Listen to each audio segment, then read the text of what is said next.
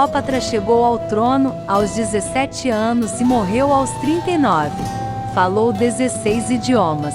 Cleópatra conhecia a linguagem do Antigo Egito e tinha aprendido a ler hieróglifos, um caso único na sua dinastia. Fora isso, ela conhecia o grego e as línguas dos partos, hebreus, medos, trogloditas, sírios, etíopes e árabes. Com estes conhecimentos, qualquer livro do mundo estava aberto para ela. Além de línguas, estudou geografia, história, astronomia, diplomacia internacional, matemática, alquimia, medicina, zoologia, economia e outras disciplinas. Tentou acessar todo o conhecimento da sua época. Cleópatra passava muito tempo em um antigo laboratório. Escreveu algumas obras relacionadas a ervas e cosméticos. Infelizmente, todos os seus livros foram destruídos no incêndio da grande biblioteca de Alexandria do ano 391 d.C. O famoso físico Galeno estudou sua obra e foi capaz de transcrever algumas das receitas idealizadas por Cleópatra.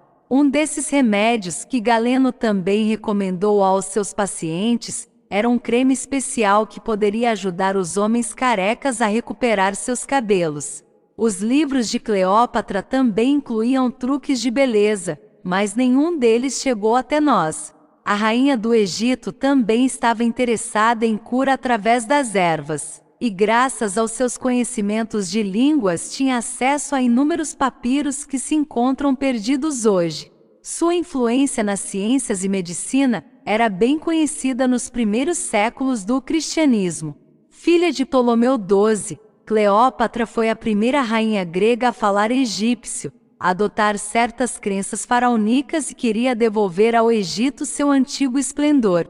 Subiu ao trono aos 18 anos e enfrentou uma guerra contra o irmão. Posteriormente, foi amante de Júlio César, que lhe garantiu o trono do Egito. Em seguida, se relacionou com Marco Antônio.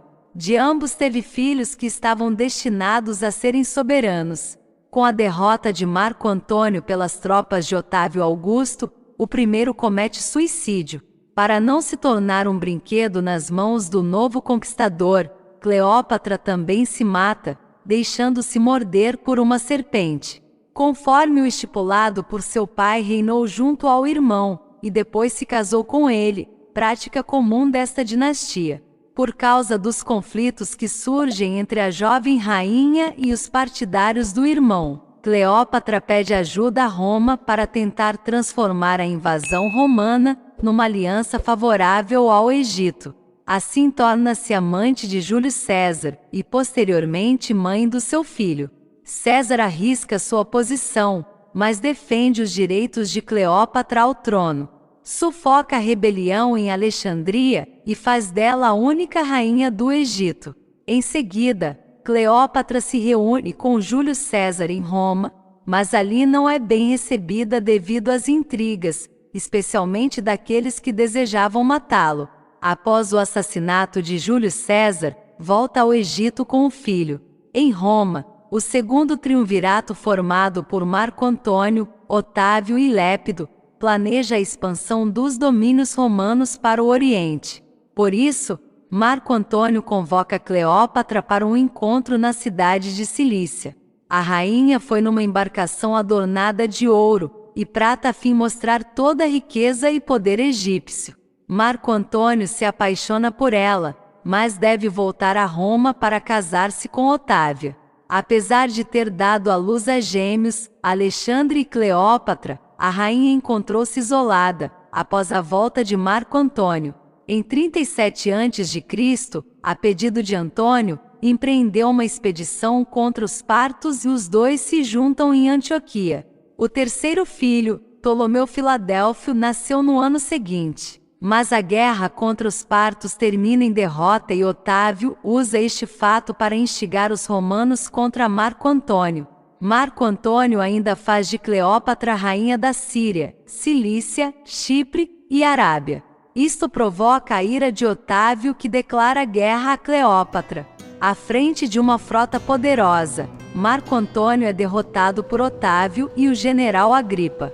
Marco Antônio consegue chegar às costas de Alexandria e acredita que foi abandonado por Cleópatra. Desta maneira, comete suicídio com sua espada. Por sua vez, ao saber desta atitude, Cleópatra prefere seguir o amante e mata-se também, deixando-se picar por uma cobra. Cleópatra entrou no imaginário ocidental como sinônimo de beleza e sedução. O fato de ter conquistado a dois homens poderosos do seu tempo contribuiu para a construção desta lenda.